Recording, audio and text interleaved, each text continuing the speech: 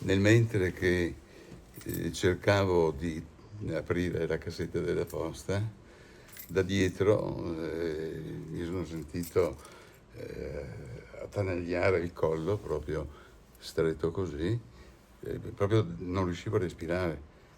E sarà stato un po' di secondi, insomma, in cui facevo fatica a respirare, e quindi mi sono accucciato una volta dietro, una volta giù, facendo perno con il piede destro. Sono andato sopra l'aggressore. C'è stata la colluttazione per terra, mentre che questo qui mi teneva per il collo, il complice mi ha strappato il Rolex e la cartellina d'oro, che era un ricordo di famiglia. E poi si sono dati alla fuga, li ho rincorsi.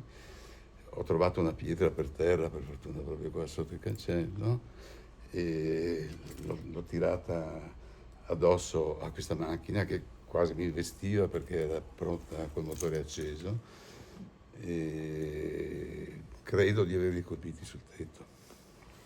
Erano armati, Coltello, che gli arma da hanno, taglio. che gli hanno puntato addosso. Sì, qua, All'addome. sì.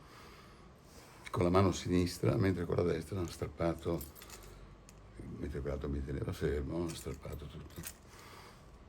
Lei ha riconosciuto uno degli aggressori Sì. tramite le foto che le hanno mostrato i carabinieri. Segnaletica, sì, l'ho riconosciuto, sì. Ed è di origine dell'Est, adesso non ricordo il nome perché è complicato, comunque è stato riconosciuto perché